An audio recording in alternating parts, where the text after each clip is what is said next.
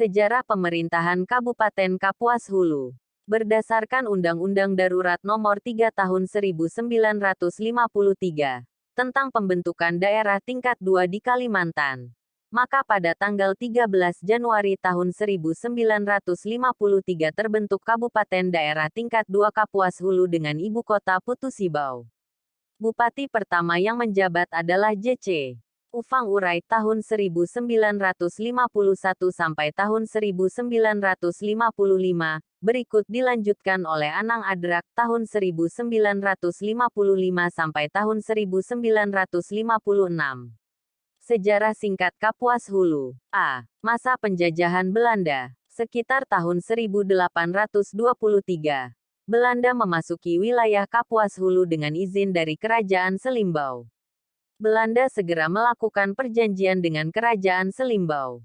Perjanjian tersebut menegaskan kedaulatan dari Kerajaan Selimbau. Adapun isi dari perjanjian tersebut, antara lain sebagai berikut. Tiada raja-raja yang lalu di air hulu Kapuas dari hulu negeri Silat. Yang lain dari Raja Selimbau dan negeri Selimbau itulah yang ada bernama negeri dan raja yang berkuasa dari dahulu kala, berdaulat dan diakui. Tiada raja-raja dan negeri yang lain di air hulu Kapuas ada yang menerima kontrak lebih dahulu atau bersamaan dari Sri Paduka Government. Melainkan Raja Selimbau yaitu pada zaman Pangeran Suma memegang tahta kerajaan negeri Selimbau. Sebabnya yang lain tiada memiliki kekuasaan negara yang tiada raja dan kerajaan kedaulatan. Pada masa Raja Selimbau menerima kontrak yang pertamanya dari Sri Paduka Government maka semuanya yang ada di air Kapuas takluk di bawahnya di negeri Selimbau. Dan perintah Raja Negeri Selimbau. Dan kontrak yang terberi di Selimbau tercatat pada tanggal 15 November tahun 1823 atau 11 Rabiul Awal 1279 Hijriah. Sebelum adanya kontrak dengan pemerintah Hindia Belanda yang berkedudukan di kota Sintang, wilayah hulu negeri Silat sebagian berada di bawah kekuasaan pemerintah Hindia Belanda.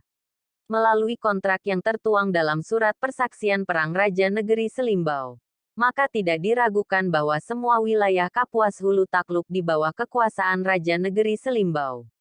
Pada masa pemerintahan Sri Paduka Panembahan Haji Gusti Muhammad Abbas Surya Negara, Kerajaan Selimbau kedatangan seorang utusan Belanda yang adalah seorang asisten residen Sintang yang bernama Cetersia. Utusan Belanda tersebut datang dengan maksud meminta izin kepada Raja Selimbau untuk menebang kayu yang akan digunakan untuk membangun benteng di daerah Sintang.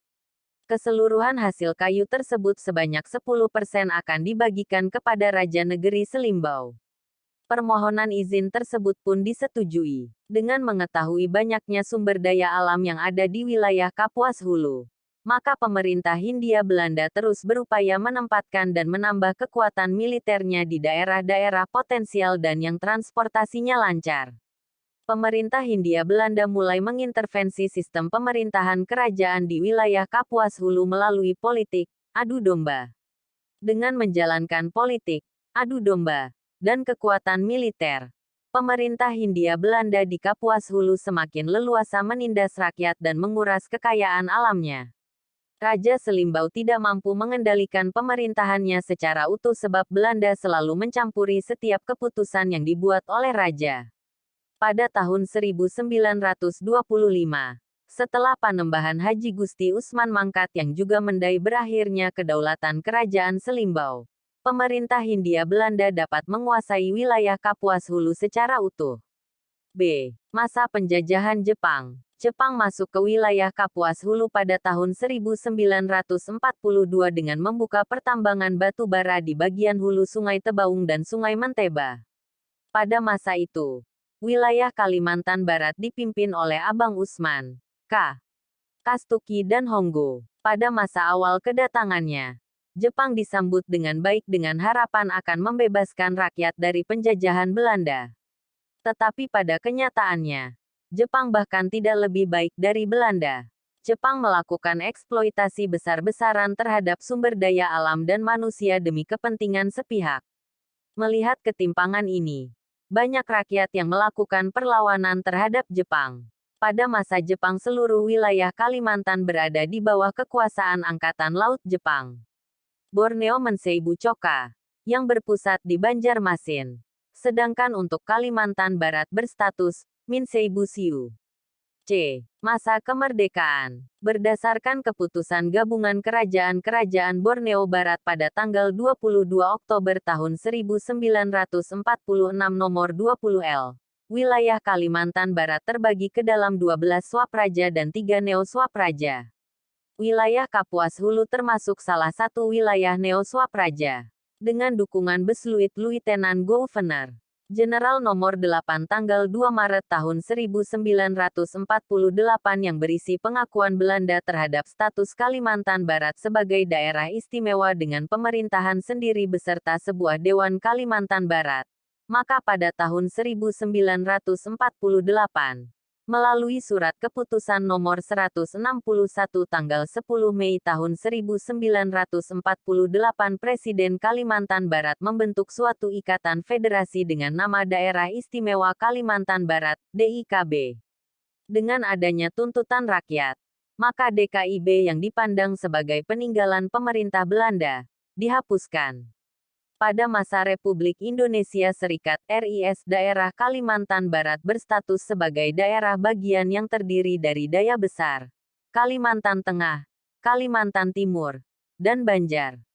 Setelah bergabung menjadi bagian dari Negara Kesatuan Republik Indonesia (NKRI), dengan dikeluarkannya Undang-Undang Darurat Nomor 3 Tahun 1953 dibentuklah Pemerintahan Administrasi Kabupaten Kapuas Hulu dengan ibu kota Putusibau. Bupati pertama yang menjabat adalah J.C. Ufang Urai tahun 1951 sampai tahun 1900. Terima kasih yang sudah menonton channel ini. Jangan lupa klik subscribe, like, and comment. Di-share juga ya, supaya saya makin semangat membuat konten tentang sejarah Kalimantan. Nantikan video selanjutnya.